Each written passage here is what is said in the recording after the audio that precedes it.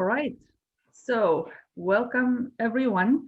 Today we have our guest speaker, Mahmoud Toumeh. He is 28 years old, have lived in Fargo and the United States for over 15 years, 15 and a half, I think he said. He was born in Syria, in Damascus, Syria, and that's where his parents are from. He has lived in 4 different countries throughout his life, US, Saudi Arabia, Syria, United Arab Emirates. He speaks 3 languages. He has 2 brothers, 1 sister who attended Concordia and graduated last year, I think. Right? 2 years ago. 2 years ago. He himself graduated from MSUM and completed his major in biology with a double minor in chemistry and French through Concordia College. He finished his master's in public health from NDSU a couple years ago and is currently working for the North Dakota State Department of Health, managing COVID cases. So that's another interesting, area. We can maybe ask you a couple questions on that. He just applied to physician assistant schools and has been accepted. So soon he'll be a physician assistant as well. So he's here to talk to us about his multicultural, multilingual experiences, and very glad and grateful that he was able to prepare and join us on a very short notice. So welcome, Mahmoud, and looking forward to hearing from you in a minute. You can go ahead. All right. Good morning, everyone. I hope you guys can hear and see me okay. If you have any issues, just feel free to interrupt me at any time. I'm very glad to be here with you guys, and I'm just here to share some of my life story and my background. And we've set aside, hopefully, at least 20 minutes for questions. So please save any questions that you have till the end. I'm an open book, so any question is fair game. So, all right. So thank you, Dr. Muna, for the introduction. As you guys heard, I was born in Damascus, Syria, and I have lived in North Dakota for the past 15 and a half years, including also at that time, I lived briefly in Fergus Falls, Minnesota, while I worked for their Otter Tail County in their public health department. So first of all, I would like to share let's just start out. I'm sure some of you guys have seen some of those memes on the internet. If I had $1 for every time somebody had mistaken the pronunciation of my name, I would be much richer than I am today. I have heard all variations. So actually the correct way to pronounce it in Arabic is Mahmoud. However, the H Arabic phonetic sound can be difficult for non-Arabic speakers. So usually I just default to Mahmoud. But I've heard everything from Muhammad to Mahmoud to everything. I even have some of my closest friends that still call me Mo to this day. And then to the right, I'm sure some of you guys have seen this meme. I mean, some of it is true. It happened to me when I first moved to the US back in 2005, when people quickly figured out that I was Arab and I was from the Middle East. You know, I had some of my friends at that time in middle school ask me if, we rode camels back there and if all we did was just sit on the internet and, smoke hookah and do other things. And of course, with the other misconceptions that all Arabs are rich and we come from oil rich countries. And then also with the other issues of racism and Islamophobia as well that's attached to it. So first of all, rather than starting out by just talking about myself, I think it's more important to tell you guys about where I come from. I think some of these facts, maybe some of them you do know, but I guarantee that maybe some of them you might have heard for the first time. Rather than, I could have spent all of this presentation talking about the humanitarian crisis that's going on in Syria for over 10 years. You know, it's the worst humanitarian crisis that the world has seen since World War II. But I wanted to take more of a positive, you know, approach to this presentation and tell you guys more about my country and my birthplace and show you what it's actually like, because Syria has existed for thousands and thousands of years, and it has gone through so many different civilizations and empires. And I think it's a good reminder also for myself to see what my country actually looked like before the war had started. So here are some interesting facts about Syria and Damascus, its capital, where I was born.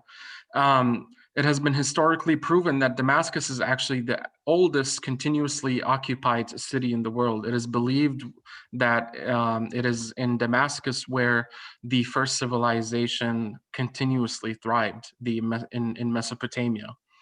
In addition to that, Damascus was a key city between Asia and Europe. It was a key passageway for the Silk Road and the Silk trade. And the name Damascus comes actually from a name of a woven fiber that's called damask. It is very luxurious, and it's known for its intricate details, and then also for its high quality as well. Not only that, but I think a lot of maybe some people don't realize that Damascus has huge importance, not just in the Islamic world, but more specifically, actually, in Christianity as well. In the Old Testament, in the King James Bible, Damascus has been mentioned 45 times, in addition to 15 times in the New Testament. And it is there where, you know, some key figures in Christianity have lived and walked on its streets. Um, Not only that, but you know, Damascus is also a very beautiful city. It combines both the modern aspect and also the old aspect too. The city is split into two parts actually: Old Damascus, which is where I was born and where my family comes from, and New Damascus. And in Old Damascus is where you will find basically all of its treasures. You know, it has the fourth holiest place in Islam, after Saudi Arabia and modern day Jerusalem, in the Umayyad Mosque, which actually used to be a church that was converted into a mosque under the Umayyad Empire. Not only that, but it also has the tomb of King Saladin, which is a huge figure in the Islamic world and in the Crusades as well. And it also has the Shrine of John the Baptist, which I have visited myself several times. It is truly, truly a beautiful, beautiful, and an architectural masterpiece, to say the least, that I think everybody should go and visit, hopefully when things are a bit more secure. So the two stars that you see in your flag actually represent a union that existed not too long ago, even though it was brief, but there was actually a union between Syria and Egypt where they became one country unified under one flag, which I think is very interesting. And some Arabs don't even know that. Not only that, but Syria is actually one of the founding members of the United Nations. And Syria was one of the first countries to give voting rights to females, and also graduated some of the first female doctors, not only in the Middle East, but also in the world as well. So Syria has always been a champion of human rights. Um, in addition, the cool thing about Syria is it's not abnormal to be walking down the streets of Damascus and hear multiple languages. Obviously, Arabic is the official language, but you know, as Dr. Muna, I'm sure, has shared with you, there are many different dialects of Arabic that exist. You know, the Egyptian Arabic can be quite different than the Syrian Arabic. Not only that, but within Syria as well, within its different regions and different cities, they also have their own unique Syrian dialects as well that are very distinct. Kurdish also is another language that exists in Syria, especially in northern Syria, as well as Armenian and Aramaic, which was, I think, the language that was spoken during Jesus's time, and it's a language that is still spoken today in areas of Syria. in addition to Turkish and English, obviously now with the modernization of the world, and French as well. Syria, the unique thing about Syria is that it has been ruled by multiple empires in the world, starting from the Roman Empire for hundreds of years to the Ottoman Empire. And then it was also a French colony for quite a while. Syria was able to gain its freedom from France shortly after the end of World War I. And then the other cool thing about Syria is that it has a mosaic of, besides the architecture and the people and the language, it also it is a true, I think, example. Mind you, even before the war, I think a lot of people might feel that the true reason behind the war might be religious, when in reality it was simply the Syrian people were inspired by the Arab Spring, by what they saw happening in Egypt and Tunisia, and they had wanted some of the basic human rights that we here as Americans take for granted. However, Syria is a true example how one civilization and country can exist despite multiple languages, ethnicities, and religions. And that is true given what Syria is made up of. Besides of obviously the majority being Muslim, however, there are multiple different sects of Islam that are represented, including Shiites, Alawites, which are the ruling majority in Syria around. That's where the President Assad ethnicity and religion is. And it also has multiple sects of Christianity, including Greek Orthodox, Syrian Orthodox, Maronites, Catholics, Roman Catholics, and Greek Catholic as well, in addition to small Kurdish minorities, Druze, and Yazidis as well.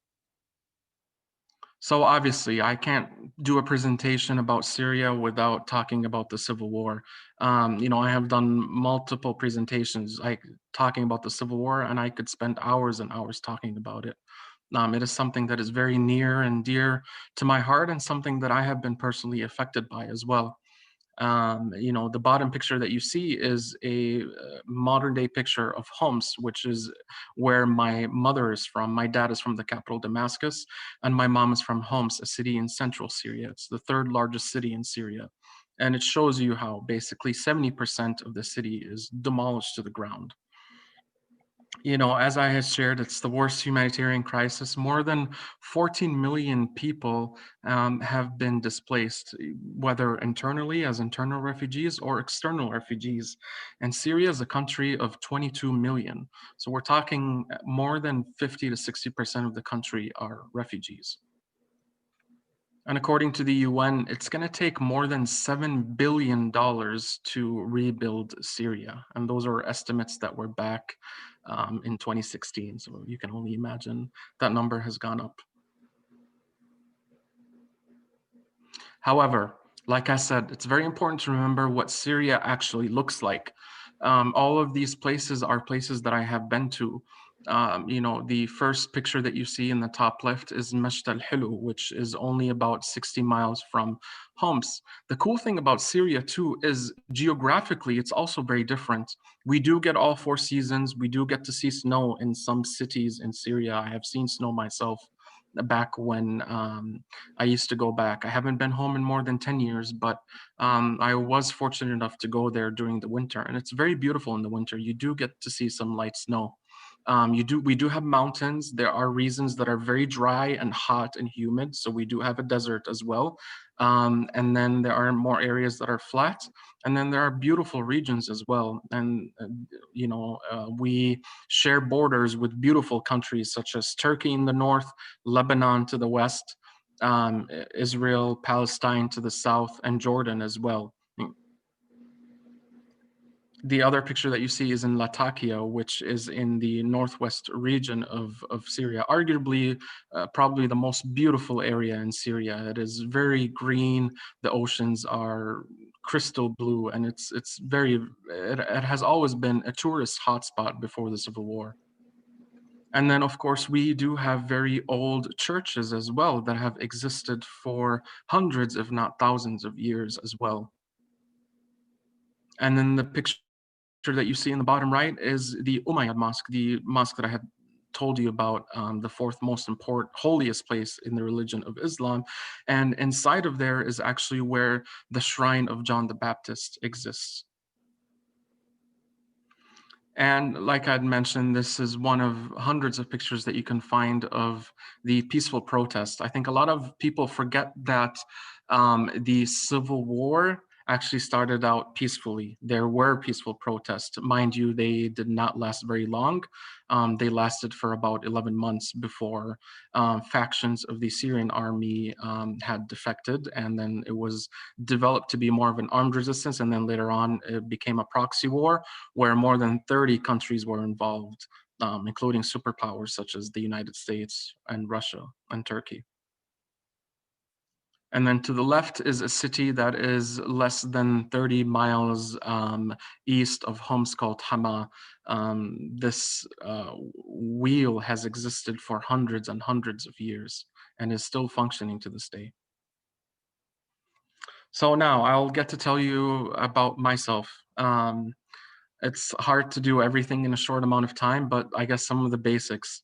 Um, Starting with the bottom right, I am a 90s baby. I'm not gonna argue too much with you, but again, I can only blame my mother. Yes, I did have every hairstyle you can imagine. I did have a mullet. I looked like a little girl. I remember when I would be walking in the old souks, which would be the shopping centers, the ancient shopping centers in Damascus. I would be stopped by strangers, and they would ask my mom, you know, you've got a pretty little girl, what's her name? So there we go.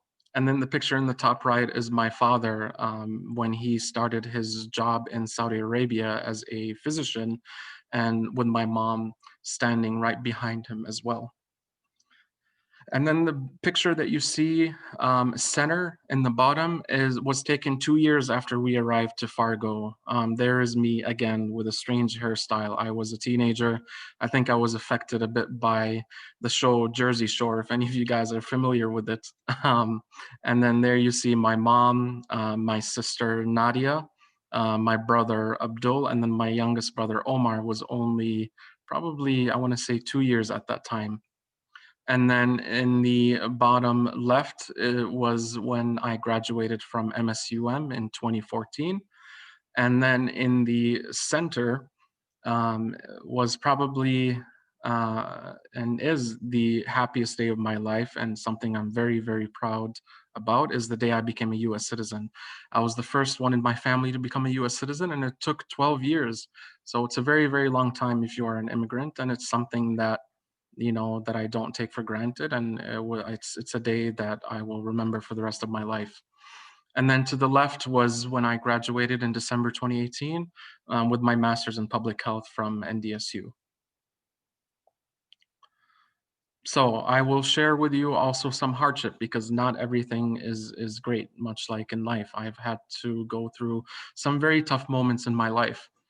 To the left, you will see, to the top left, you will see a picture with my beloved grandfather from my mom's side. This was the last time I was able to go to Syria, and the last picture that I have with my grandfather right before my uncle's wedding. My grandfather died a very tragic death, unfortunately, in January of 2014. He was just a normal civilian. Things were not good in Syria at the time. They were at their worst in Homs, in central Syria. He was on his way back from getting groceries and his medicine from a pharmacy. On his way back, it started raining mortar bombs, and him, along with at least 10 others, I believe, in that neighborhood, died on the scene.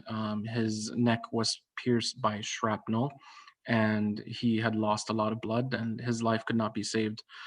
So that was very, very tough to deal with, a few months before my graduation, and not being able to attend his funeral. He has always been a father figure to me. Growing up, I think out of all my siblings, I have had the most memories in Syria, and I've been blessed to spend the most amount of time with my family. And then in the bottom left is a picture of the last picture that I have of my grandmother. on my dad's side. So my dad's mom, this was taken 3 years ago in Beirut, Lebanon. Now, the sad thing about my grandmother, I have not been able to see her in more than 10 years. Unfortunately, my grandmother got sick with COVID. She was, being faithful and doing the social distancing and stuff. But in Arab culture, and especially Middle Eastern culture, just like Egyptian culture and Syrian culture, family comes first, no matter what. And she had gone to visit her sister after quarantining for 3 or 4 months, and her sister was ill. And unfortunately, she contracted COVID and she did not make it past a week. And it was very, very sad because I know that medically her life could have been saved. So less than 2 months ago, there was a huge surge of COVID cases, especially in the capital.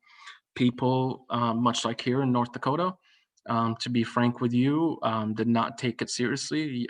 So it's not just some Americans that believe that COVID is a hoax. Unfortunately, there are Syrians and people all over the world that believe that COVID is a hoax, and young people were out in the streets celebrating Eid, which is, basically our version of Christmas. And people were not wearing masks and were not socially distancing from each other. And hospitals got full, and we could not find her a hospital bed in a city of 7 million people, if you can imagine.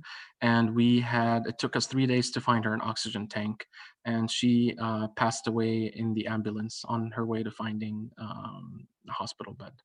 So attending her funeral online, much like we are doing now with video, was, probably the hardest day in my life. And then to the right, I guess I just wanted to share with you some things that I get to deal with that, any person in the world, or maybe us Americans, have to deal with, but maybe is more challenging in Middle Eastern culture. On the right, you will see my last international trip to see my girlfriend, Zuhur. She is from Morocco, and she lives in Morocco in North Africa. Now, Zuhur and I had met online, and we were initially friends, and we grew to like each other. And that was a challenge on its own. Despite the high education of my parents, I definitely faced some challenges and some skepticism. And it was not easy to sustain this relationship to this day. And to be completely frank with you, it has caused me some immense hardship. I've had to face several stigmas. I think one thing that some Arabs face, depending on how traditional your parents are or how open-minded they are, is sometimes, all Arabs, I think, are different. Every country is different.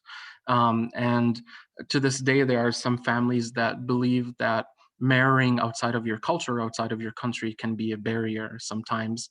And that is something that I was not anticipating. Having a diverse background and living in 4 different countries, I really do not care where anybody is from, and I just look at a person and their heart. So that's something that I've had to stand up for myself and face my parents with. And then also, there was, of course, an added layer of meeting a person online. I tell people, usually wherever we are here in the United States, I think the Arab world is usually 10 years behind on social things such as, online dating, online marriage, and then as well as gay rights as well. One other thing that I can share with you is, my best friend is gay. She is lesbian, and that is something that I've had to stand up and learn about. And of course, in Islam, much like Christianity, the sanctity of marriage between a man and woman is holy, and that is a conflict that I had to face, and something that I've had to stand up with, including with my own family. And she is, my best friend is somebody that is, near and dear to my heart, and somebody that I cannot imagine for her to be out of my life. So things like that are things that you're not prepared for when you come to a country like the U.S. and you don't have a role model, you don't have somebody to go to and ask, and in the end you just have to choose what you're comfortable with. And to me, it's always been a balance. I mean, part of me obviously is American, and that's going to stay for the rest of my life. Part of me is Arab, with my identity and my religion. I'm obviously Muslim, but given that the vast majority of my friends are actually not Muslim, I have to be shaped by that somehow as well. So it's all about balancing all these things at the same time, and then finding your own unique identity. And then those two pictures that you see in the right was during my wonderful time in Morocco, seeing Zuhur. The top picture was in Tangier, which is a unique place because it's a spot where the two oceans meet. And in the bottom, it was a picture in Rabat, the capital where she's from, in their zoo. They have the largest zoo in Africa, I believe. So I will share with you some things that I had to face in my life. I've faced racism, more than I have liked. And this example that you're going to see, it might be shocking, but I think in the end, it's important to be honest and to share with you some things that immigrants and refugees have to deal with. What you are going to see are screenshots. These screenshots were taken from my Snapchat, and they were not from a stranger. They were from a very close friend that I knew for multiple years, and somebody that I had shared a lot of memories with. This person, for some reason, was agitated from a sign that I had posted. I was very affected by the murder of George Floyd.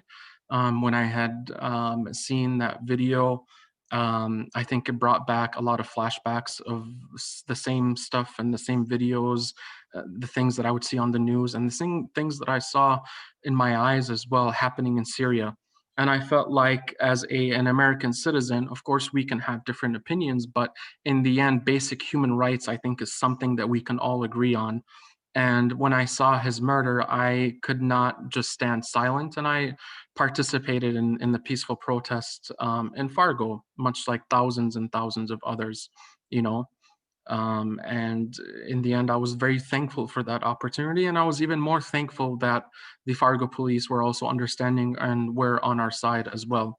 And the sign that I had posted on my Snapchat was not a confrontational sign or an offensive sign by any means. All it had said, "What am I next?" question mark.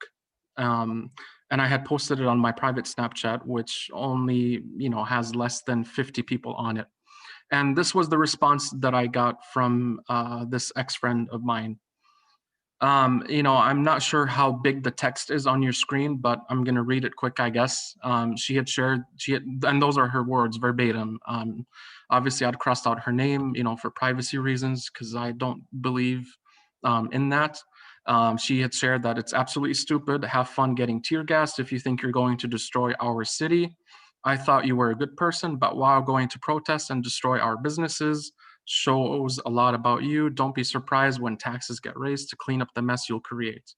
And then she shares to go back to Syria. You left because you were scared, which is not true because I've never really lived in Syria besides the first 2 years in my life. And I actually emigrated to the United States, and my family had to pay thousands upon thousands of dollars to immigrate. But mind you, that's what some people think. They think that everybody are refugees and they're coming from war-torn countries. You left because you were scared. You want to destroy our country. Get out. There's a reason your father hates you. No worries, though. I accept your hate towards me because I know you're jealous. I'm more successful than you, and you've been fired from your last 3 jobs. Damn, that's gotta be um, a record. Shows a lot about your work ethic. I should have always agreed with what your father said, that you're a worthless person. Didn't he call you fat too? You told me your grandparents were murdered, so you fled the country. So even if you chose to come here, why not go back if you're so unhappy? Dude, your family isn't rich. You couldn't even afford the $30 pizza I bought for you because you ate 99% of it, which I bet your father is happy you're protesting. So, you know, dealing with that was very, very tough, in addition to all the things and the stressors that are going on in my life. But it was a life lesson for me in the end, that in the end, you all are going to have to make difficult choices in our lives, whether they are right or wrong. But to me, I believed that I was only doing my duty, my civic duty as an American citizen, for standing up for what I believe was right, and for also for contributing, doing something that is very meaningful to me as well. But I think the lesson here is that in the end, sometimes there are consequences for the decisions that we take in life.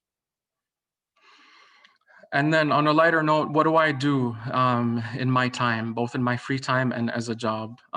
Traveling, as you see, my number one hobby is traveling. I've been to at least, I believe, 15 or 16 different countries. And my goal in life is to try to see as much of the world as I can. To be completely honest with you, despite having multiple degrees, I've learned the most from traveling. And it is there where I've had my best of memories, and is there where I've met the most interesting of people. And I've learned just as much outside of the classroom as in the classroom. Um, you know, this picture that you see in the center in the top was a picture that I took in the Al-Zatari refugee camp, which at that time was the fourth largest the fourth largest refugee camp in the world. I chose to do my practicum for my master's in public health overseas, and it was the best time that I've had in my life, despite all the tragedy that's around you. Another thing, I know I'm biased, but if you guys have not had the opportunity to try Middle Eastern food, you should, because I think our food is the best. It's very tasty, it's very diverse. Other things that I do, I do like to attend and try to pray at the mosque whenever I can. We have a beautiful mosque here in Fargo Moorhead. I've also participated in multiple events and volunteer things as well. In the center, this was a picture with, I believe, my Narrative 4 group. I believe Dr. Muna had shared that some of you guys have done Narrative 4 and you've shared your story. I think that was a very, very powerful event. So to any of you guys, I'm just curious to see what that was like for you, because hearing somebody else tell my story was very powerful. In the center, you will see Dr. Lindholm. I'm not sure if some of you guys probably know him. He's in the sociology department, amazing professor and an even more amazing human being. This was a panel discussion that we had a few years ago, I believe, on Islamophobia, that I was fortunate enough to be on, and it was actually at Concordia. And then in the bottom left was a visual event that we had in Fargo a few winters ago, I think, after the massacre of people in France, and I had chosen to, wanted to participate in that. And this is the Syrian revolutionary flag. And then in the center at the bottom was during my time at Sanford when I worked as a CNA. And then one thing that I really enjoy doing is obviously spending time with my family. Nadia is sitting right next to me, my only sister, my dad, and then Abdul as well. What is next? So I'm happy to share with you that I will be starting my career as a physician assistant. It has always been a dream of mine to become a PA. And I had just found out a few days ago that I got accepted at Mayo Clinic. So I'm very excited for my next journey in Rochester. And then this picture is probably the closest picture that I have that's very important to me. It was during my time in Al-Zata refugee camp, which was only a few miles from the Syrian border, spending time with a team of 50 doctors, nurses, pharmacists, and PAs trying to, on a medical mission trip, trying to help the Syrian refugees that were there. So I know we have about 30, I think, 20, 25 minutes for questions. So I didn't want to I wanted to give you guys enough time to ask questions. I'm sure you do have some. Thank you so very much, Mahmoud, and congratulations on your acceptance to the Mayo Clinic for physician assistant training. Very powerful talk, excellent talk. I would love each of my students to ask at least one question. I think we have time. We have 20 minutes left. or close to that. And so while maybe people are prepared, and oh yeah, and thank you, Anders.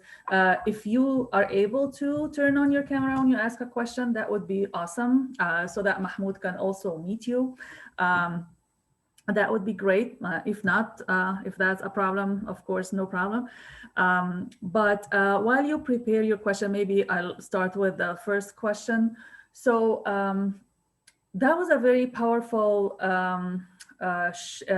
experience that you shared with the post that the ex-friend posted after you demonstrated for racial justice in the city. And our class talked about that a little bit last time we met, about just the lack of civility sometimes in the exchange, and the hostilities and antagonism that is rising in our country, and how to respond to people who seem opposed to basic ideas of human right and justice and democracy and liberty. So you clearly unfriended her, or she's an ex-friend, but was that like uh, other experiences that you've had? Have you been able to bring people over to your side, or have a conversation with them that opens new channels for communication or anything like that? Yeah, I actually have a great example that I actually used in my interviews for PA school. So, a true story, I got to live in wonderful Valley City, North Dakota. It's only 60 miles west of Fargo. It's a town of only 5,000 people. I was working there for City County Health District, and I greatly enjoyed that job. I was working as a substance use coordinator, essentially working on opioid prevention. As you guys know, North Dakota is one of the states that has been really affected by the opioid epidemic. And something I'm proud about is I got to play at least a little role in trying to help with that matter. One day, there was a senior citizen that was done with their medical appointment at my job, and I usually leave my office door open. And this gentleman had very strong opinions on Muslims. He believed that Muslims were, the disease and the cancer that this country has, and he believed that, all Muslims should go back home. And the secretary had done a wonderful job. The secretary was trying to obviously de-escalate the situation, and she did everything right. And interestingly, she took a different approach, and she actually shared with him. She said, little do you know, we actually have an employee here that I think that you should meet. He is Muslim, and I think he would be more than happy to talk with you. And I was in the middle of my job working on grants, and so and he ended up going to my door, and he sat down, and it was hard not to overhear his words with my door being open. So in the end, obviously, my first reaction, I was very, I was frustrated that I was hearing such hostile words. But in the end, I felt like I think what some people tend to forget, and this is not true of everyone, but with a good majority, I think a lot of it comes from ignorance rather than pure hate. I think, like, for example, with this gentleman and with many others that I've talked to, it's simply because they've never met somebody like me. They've never met somebody that's different, that has a weird name, that has a different religion, a different background. And I think that creates some fear and inherent intolerance. So I sat down, I explained to him, my background, where I was from, why Syrians had escaped. That, if you ask any Syrian in the world right now, their number one wish would be to go back home, because places like Europe, the US, they're tough places to live in. And, leaving your home, leaving your memories. And as you guys saw, like, having family members pass away, you miss out on so many birthdays, memories, weddings, all these things that my friends here get to not even think about. And then in the end, I also, try to use humor. Humor, I think, is a language that anybody appreciates in the end. And I shared with him, some of my hobbies, including basketball and eating burgers and stuff like that. And then I think that made him kind of get a second opinion, and that made him kind of be more open with me. And in the end, we had a very friendly, candid conversation. And I think it was a complete 360, and he had welcomed me in the end, and he had apologized for his words. And that's something that I guess to kind of keep in mind as well when you're dealing with difficult situations like that. Wonderful. So contact, facts, and humor. Good tips. Good tips. All right. So my students, who would like to go first with your questions? All right, Kinley. I was wondering if you can tell us more about your personal path to citizenship and just like how that went for you. Yeah, absolutely. So my dad is a physician, so I came here as his dependent along with my mom and my 3 siblings. So he came here on a work visa. The specific classification is an H1. And then it took us 6 years to get our green card, where you are a permanent resident. And then after you have your green card, you have to remain in the country for another 5 years before you would be eligible for citizenship. Now, the difficult thing is back when we were just on a visa, we used to spend all our summers in Syria. So every time I left the country, I had to go to the American embassy in Damascus and reapply for a visa, get interviewed by the ambassador there. And they had to make sure that I was okay, that I was a legit person, that I was actually in North Dakota, that I was a student, all these things, who I was talking to, groups that I belonged to. It's a pretty serious interrogation. And there was one summer where all my family was able to get a visa, and I was stuck there for 3 weeks. I came to school as maybe a sophomore, I believe. I was 3 weeks late to high school. And that was tough. And it's simply just administrative processing, Sometimes if they see names that are similar, that can be a red flag or things of the sort. And then after, a total of 10 years, we were eligible for citizenship. And that is a long process, and it's very expensive. I believe right now a citizenship application costs north of $2,000. You have to start by filling in multiple forms, submitting all sorts of papers, birth certificates, documents, etc. They have to take your fingerprints, and you have to go and pass through multiple agencies. Of course, you have to pass through the FBI, Homeland Security, multiple federal authorities as well. Now, if you clear all of that, you become eligible for an interview by an immigration officer, and you take a test. Now, if you don't like history, you're screwed. Thankfully, history is one of my favorite subjects, so it came very easy. But I remember I had to teach my mom a lot of the questions, and they can ask you questions like, how many years does a U.S. senator serve? It's 6. Now, I know a lot of Americans that don't even know that. So it's just questions like that. And then after, if you pass the test, there's another waiting period. I waited for at least a year, I think, before they send you a letter in the mail, and they decide the day, they decide the location, and there's a ceremony. It's you and other people that are going to become U.S. citizens, and it's a ceremony. There's a judge. You take an oath, I believe. They give you an American flag and other things, and you get a certificate saying that you're a citizen, and that was it. Awesome. Thank you. Yeah. To the Concordia students, Concordia actually hosts the ceremony for Moorhead residents. It didn't last year because of COVID, but if you get a chance before you graduate to attend one of those, they are awesome. And you can volunteer to help organize and walk the families to the central and so on. Great experience.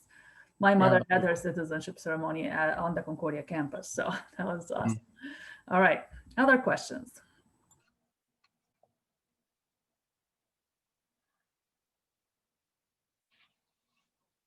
that you We, saw okay. from what? Which- From the racism that you saw from your friend, were they showing signs of this before? This was just a new thing. Yeah. I mean, obviously she knew who I was. She knew that I was different, that I was from Syria. No, it was a new thing. You know, it was simply after she had seen the sign that I had made that I was going to use for the march. So I was completely blinded by it because she works in healthcare as well. You know, so she deals with patients that are very diverse like I am. So to me, it's one thing, obviously no human should have beliefs like that, but I think it's even more worrying that a future doctor had beliefs like that towards minorities and different ethnicities, because you're going to have people's lives on your hand if you have these stereotypes. So no, I was blinded by it. I know you said you like to travel. Where would be like your ideal destination to live? Ooh, that's a good question. If money was not an issue, Switzerland. Why Switzerland? Uh, First of all, it's beautiful. It's the most beautiful country I've been to. It is scenic. I mean, the mountains, the cows grazing. If you like chocolate, you're lucky. They have the best chocolate in the world. And I think what I love about Switzerland, it's a tiny, tiny country, but they have 4 official languages depending on the region that you're in. Some Swiss people that I know, I had a Swiss friend, he speaks Italian, French, English, German, and then also a regional Swiss dialect. And to me, that is just beautiful. The fact that, you know, they are neutral, they stay away from politics. I think to me, that is perfect.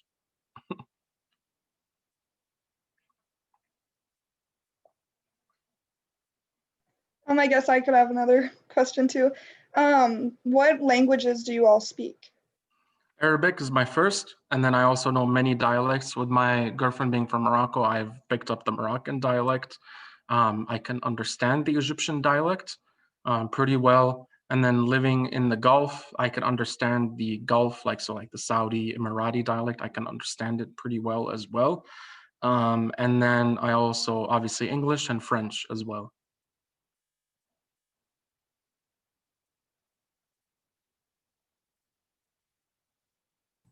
We have a question from Lauren in the chat. Yeah. Yeah, so the process of getting into grad school, maybe this is slightly off topic, but oh well. So yeah, maybe a lot of the students are having grad school on their mind. Absolutely. Yeah, I guess to answer your question more appropriately, are you thinking like a specific program, like PA school, like medical school? Or are you thinking more like a master's, like with my public health, or like a science program, just to be more specific? Because those can be very different. The admissions process is different.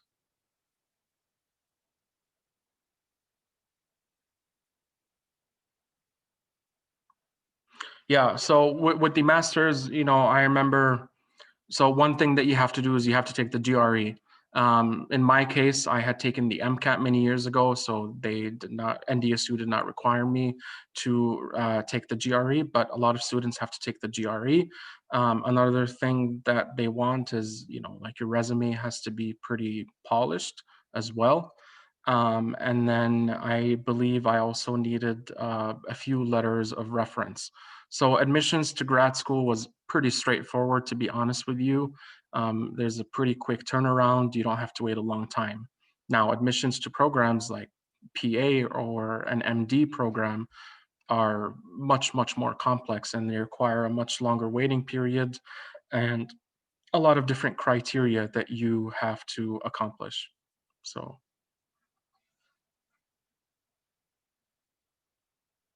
one thing I would give you an advice, I remember that was key for my admissions into my master's of public health program.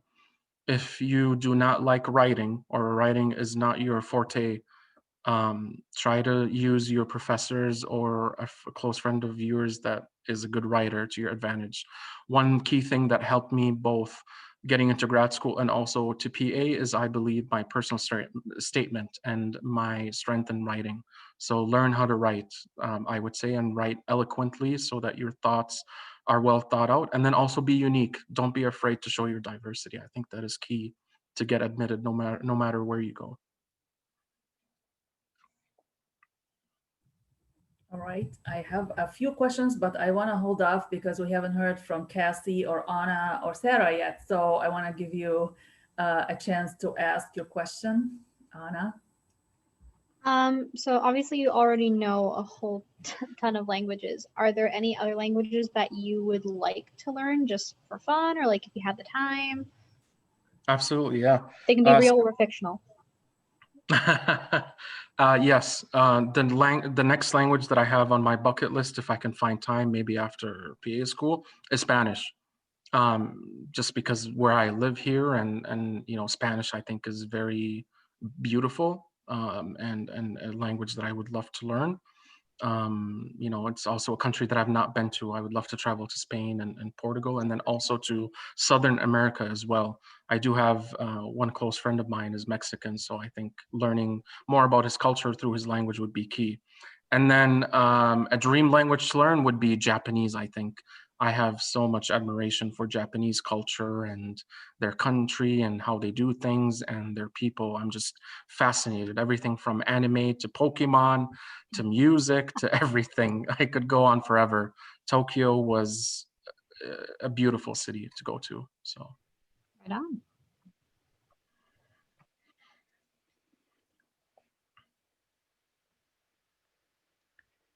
All right, Sarah and Cassie, I think we still have time for your questions. Sarah? Hello. So this week we're talking about culture and mental health. I was wondering if you have noticed anything being in your field and traveling from the differences of how different countries handle that. Yeah, thank you for that question. That's a great question. To be completely honest with you, stigmas exist in mental health. If they exist here, it's even more profound in other cultures, especially I would say in Middle Eastern culture. That is something that I've had to face on my own personally. I've had, you know, I've definitely noticed a decline in my mental health with the tragic loss in family, close friends, not getting into school, losing my job as well, multiple things.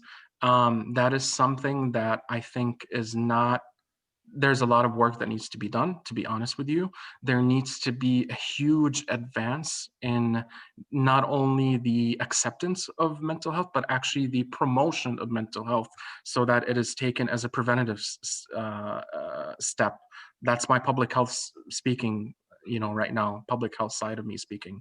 Not only that, I think one thing that I would love to see in the Middle East is I would love the advancement and the to give opportunities for strong, intelligent young females to become mental health practitioners.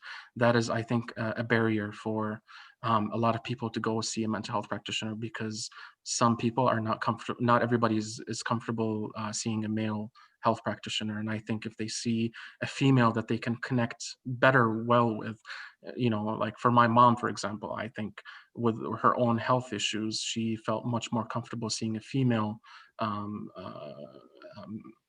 practitioner versus a male. So that's something that I think I would love to see to happen in the next few years.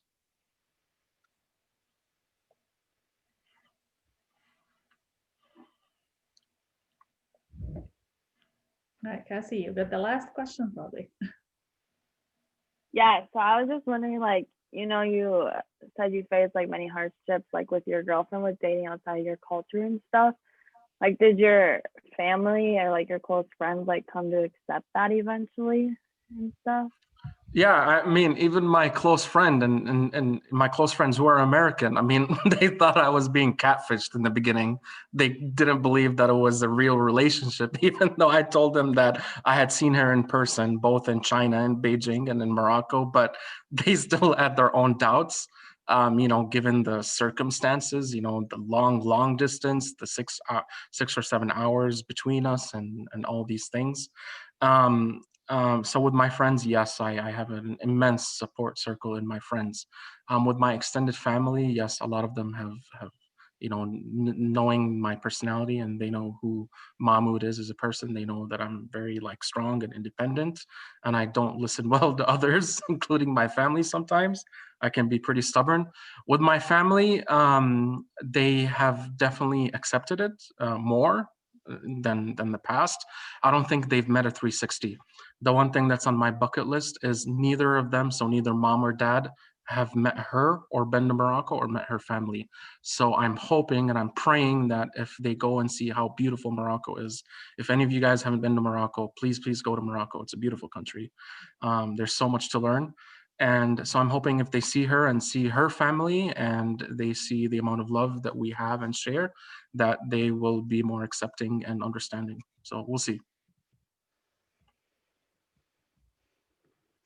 Do any my students have more questions?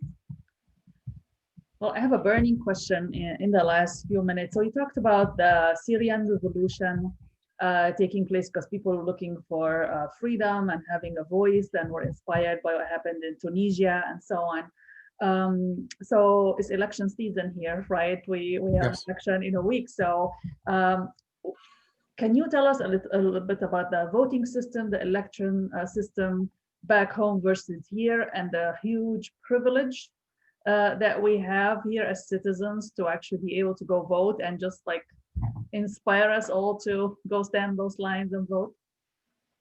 So it's just embarrassing, but you guys should know we live under an authoritarian regime, and I'm not talking about the United States, I'm talking about Syria. We've had a president who within 10 minutes, the parliament changed the age requirement from being a president had to be 42 years old at that time to become president, and he was 35 at that time. They changed that in 10 minutes, no questions asked. He essentially inherited his throne from his father, who had ruled for over 40 years, I believe. And we've had the same president since 2000, so we've had him for 20 years.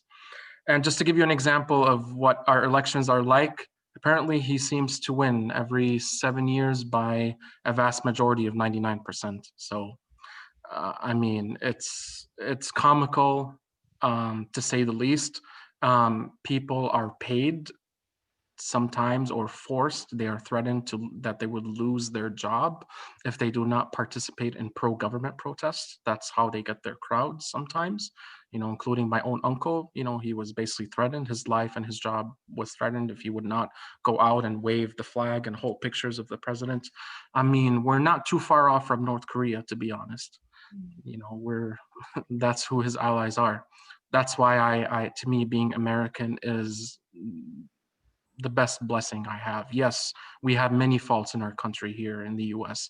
Yes, things can be a whole lot better, but I mean, being Syrian and knowing what that area is like and what they can do and what I can say here and what I cannot say there, it's night and day. Does it scare you more than the average American citizen to kind of see the US moving in the direction of authoritarianism and things like that? I find myself like more concerned and scared than the average person because I come from a world, I've experienced Egypt and the regime there, and it just scares me. I'm concerned. I'm very concerned. I'm kind of scared, but thankfully presidents here can only stay for a maximum of 8 years. And then it's also important to remember that I believe in American people in the end, and I believe that I think right now what we're experiencing, I would hope, and I hope I'm correct this time, is I think it's just an anomaly. It's the exception rather than the norm. I mean, we've been able to exist as a nation for over 300, 400 years now. So I'm faithful that in the end, I think just like life, it's cyclical. Right now, we're not doing too hot. We're not good. We're at the bottom. I mean, other countries have handled the pandemic better. They've handled racism issues better. They've handled human rights issues better, gay rights issues better, health, even, our own health, medical issues better. We've got progress to do, but I think it's just cyclical. And in the end, I believe we will come back to rise on the top again. And I have a lot of faith in today's generation. I think no offense, Dr. Muna, but when I look at my friends and whatnot, I'm very, very inspired by my friends and their bravery from both sides, you know, the things that they're achieve and the things that they're able to speak up and say. I think having a stance in the end is most important in having an identity. So I'm faithful that things will get better. Wonderful. I'm inspired by my students too, for sure. So on this very positive, uplifting note, thank you very, very much for your time and the wonderful presentation you gave us. Thanks for the students for their great questions. And I'll see you all. I'll send you the recording, Mahmoud. And yeah, and just so you guys know, I did type my email. I'm sorry if I did not get to all of your questions. This is my email. You know, if you guys had any burning questions that you wanted to ask, please feel free to reach out. You know, and if email does not work, we can find another way to communicate as well. So wonderful. And I'll have Mahmoud's email too if you don't catch it here before we quit. So thank you, everyone. Have a great rest of the day. Thank you. Thank you very much.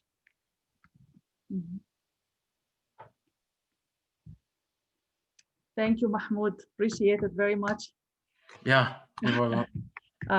This is really wonderful, great presentation. And I want to send you a thank you card and so on. So what is your address? What's the best address to send to? Okay. Do you want me to type it? Is that easier? You can type it, yeah, or whatever works for you. Email Okay. it to me or whatever. I'll type it, and if you don't get it, I can also email it. Thank you.